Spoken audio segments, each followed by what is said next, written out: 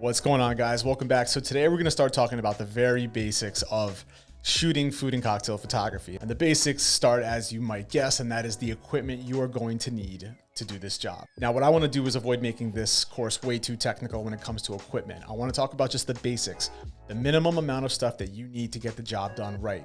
And almost every single shoot I've done has required the exact same 8 things. And those things are a camera, a lens, a memory card, battery, a trigger for your flash, the flash itself, a light stand, a diffuser, and that is it. I'm a big fan of single light setups. Why? Because it's all you need to create an amazing shot. And at the same time, it creates a small footprint in the space of a restaurant so that there's a smaller chance of staff tripping on your stuff. If you having to move things around, it takes less time, it's more efficient, and it's easier to travel with. Let's talk about the basics in each of these categories, right? So we're gonna start with the obvious, and that is your camera. Now, we're talking about your camera body, that is without the lens. There are gonna be plenty of options of things that you can buy, from cameras with crop sensors to full frame sensors, different megapixels, and on and on and on and on. If you wanna do a deep dive into the specifications of different cameras, there's a lot of resources, but I'm gonna talk about just the basics that you need to get the job done right. Now, whether you are a Canon shooter, a Sony shooter, a Nikon shooter, you don't have anything and you're looking to get something, with modern cameras today, anything you get today from the lower end in cost to the higher end in cost is still gonna be relatively the same output when it comes to creating content in this industry, because most of it is consumed via Instagram and social media. You're probably gonna be able to get away with a sub $2,000 camera body. Now, that doesn't mean you want to buy something for $2,000. It doesn't mean you can't buy something for more than $2,000. And it doesn't mean you can't get away with something that's less than $1,000. Your money is going to be better spent on things like your lighting, your memory card, multiple batteries, and a really good lens. And to be honest, to achieve what you're trying to get, the differences aren't going to be that great from this flash to that flash, this camera to that camera. It's really going to be knowing how to use your camera and making the most out of it, especially when it comes to utilizing lighting and understanding the science behind that. Now, me personally, I shoot with something called a Canon R5C.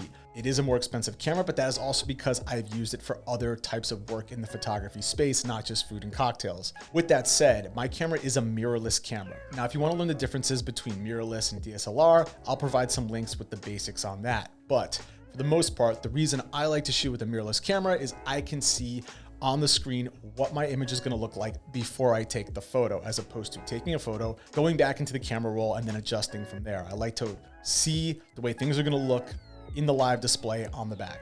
It's also the most modern technology when it comes to cameras, and most of them these days are going to be a mirrorless camera, whether you're shooting on a crop sensor camera or a full frame camera.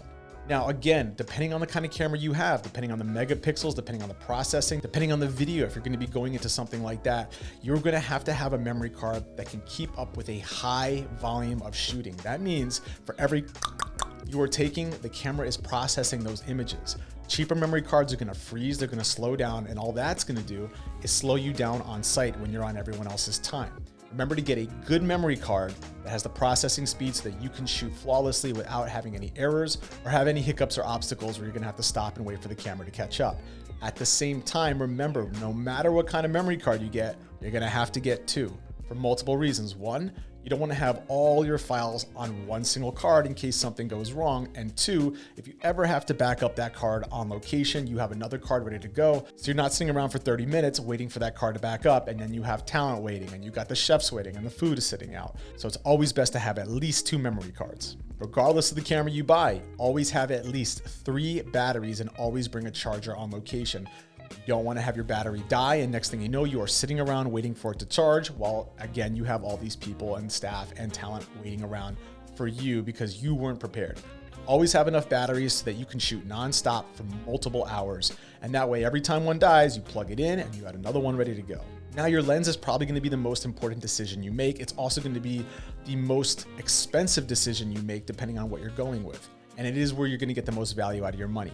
Now, I personally believe that you only need one lens for all the work you're going to be doing in this space. You don't need multiple prime lenses like a 35mm and a 24 and an 80. You don't need all that, because all that's going to do is take time. Every time you're changing them, it's going to be more stuff you have to carry on location. I think just getting a great 24-70 lens, preferably an aperture of 2.8, so you can get that shallow depth of field in your shots. Now, it'll be a little bit cheaper to buy a lens that's f4. It won't be as great in low light, but it'll still get the job done if you're working with a flash. Now, There are plenty of options that are going to be ranging from maybe $500 for a lens to $3,000 for a lens. That lens you buy will completely depend on the budget that you have and how much money you want to invest into the quality of the glass. Now, just try to keep in mind, people are going to be, for the most part, looking at this on Instagram, which means they're going to be looking at it in a very small frame. So having the sharpest glass by 5% is not going to make a difference. You can get away with a really great lens, whether it's a Canon lens, a Sony lens, a Sigma lens, Tamron lens, whatever it might be. You just want to make sure that you have something that's versatile, good in low light, and gets the job done. Me personally, I use a Sigma 24-70 2.8 lens. I've used this lens for years. When it broke, I bought another one. You can buy a Canon lens for twice the price that does the exact same thing. And I promise that money that you're not spending on the really expensive lens can be used towards a number of other things, like maybe a better made light stand, or, more memory cards, more external hard drives to back up your footage, or a computer with better processing so that you can edit your files faster. Next up is your light. Now, there are so many different brands. The lighting industry has blown up. You can get so many different lights from so many different brands. Most of them do a really great job. I recommend that you get a flash that also doubles as a video light. A lot of them today have that capability. So for me personally, I use the Godox AD300 Pro. It is a more expensive light, but the reason that I like it is because of something called recycle time. Now, the recycle time is how many times you can take a photo and the flash pops while you're taking it before it needs a moment to cool off and reset. The higher end flashes, you can shoot click, click, click, click, click, and it'll keep flashing, whereas cheaper flashes will take longer.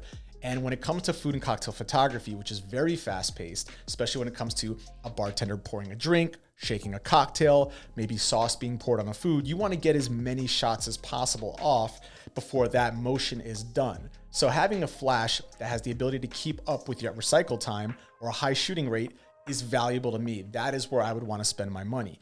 The Godox AD300 Pro is what I use. You don't have to use that, but you can get things that are similar to that. What I also recommend is whatever light you get, you go with a Bowens mount. Now, what is a Bowens mount? A Bowens mount is just a very common way to connect accessories to your flash. You're gonna wanna use a diffuser. That's just what you're gonna have to use in general in this industry. If not, the lighting is too harsh. Now, a diffuser comes in a lot of different categories. For us, really what it is gonna be a soft box to dampen the light a bit so that it's a softer look, not so harsh. And that's going to be great to use on food. It's going to be great to use on cocktails. It's going to be great to use on your staff portraits. What it won't be used for is architectural shots, but we'll get into that later. Now, softboxes can be very cheap or very expensive. It really doesn't make a big difference. What makes a big difference is how easy and how fast you can set them up. Today, most softboxes have a quick setup option. They basically open like an umbrella, or you click all the pins into place, and then when you're done, you press a button and it all collapses down. What matters is that you get something like this and not one where you have to individually put all the pins in to open up the umbrella. Now, you also have to remember size is a factor here. Now, if you're going to be shooting with like 10 influencers or 10 models on set, you're going to want a larger softbox. If you're going to be shooting just a cocktail or food, you're going to want smaller softboxes. So it's better to get something in the middle, right? Maybe like 26 inches. I happen to have a few different options. I prefer something in the mid-range that can be used for a number of different things, like food, cocktails, and people. Really, around 26 inches, you'll get away with something good. Maybe something a little smaller, maybe something a little bit bigger. Different brands will affect the cost, but at the end, it's basically the exact same thing. You just want to diffuse that light as best you can in an efficient way. Now, your next purchase is going to be your trigger. That is how the camera communicates with the flash. It's going to be a very small device that goes on top of your camera and lets the flash know, hey, I'm taking a picture, light that flash up. I don't want to get into all the specifications on how a flash and a trigger communicate with the camera. I'll provide some links that explain that, but you're going to need that trigger to have your camera communicate with the flash. Luckily, something like that is not too expensive. Really, you can get one and it'll last you for years, and it'll be able to communicate with more than one light if you need it. Again, I recommend just one. Keep it simple and just learn how to use it and how to angle lighting and how to make it work for you. But that trigger is going to be necessary for your camera to work with that flash. And the last thing is a light stand. Now, a light stand could go anywhere from something called a C stand, which is a large metal heavy stand used to hold a very heavy flash and a very large softbox, which I don't recommend when you're going to be setting up and moving around fast on location. That's great for something like a studio shoot or where you have an entire day booked somewhere and you know you're not going to have any obstacles in your way. Personally, I think a small, lightweight, carbon fiber travel light stand like a Manfrotto, or really even some off brands that you can find on Amazon that I'll provide the links for below, will do just fine, especially with most flashes and a medium-sized softbox. The reason they are great is because they're pretty cheap, They're easy to move around, they're easy to travel with, and they're easy to use on location. These 8 items are all you need to operate like a professional on location. When you put all that equipment together and you really know how to use it, you are so efficient on site. You can create professional, beautiful shots, and you can do it all for a relatively small startup cost. I'm gonna provide some resources of 3 different tier packages that I believe are good for either someone starting, someone who's been in the business for a while, or someone who's been operating at a very high level for a while and really wants to just shoot for the stars. I'll make sure that it's designed so that you have the ability to operate, as I've just explained, fast and efficient and high end on location at different price points. There'll always be an option that works for you. I highly recommend that just over time you upgrade to something that's more reliable and higher quality. But again, it's not going to be the make or break of whether or not you can operate like a professional or deliver a good product at the end. Now, the final tip at the end of this lesson is to remember to get an external hard drive, specifically a solid state drive. It's a little more expensive, but it's more reliable and has faster processing speeds. And the reason you're going to need this is because sometimes you are going to fill up those memory cards and you are going to need to back them up on location, or you're going to have a shoot later that day or the next day. And the moment you get out of there, you are going to have to back them up so that you can clear those cards and use them again. Today, hard drives are relatively inexpensive, so make sure you invest in them. Always keep multiple copies and make sure that you are always ready for that next shoot. Guys, thanks so much. If you have any questions, reach out and I'm happy to answer them.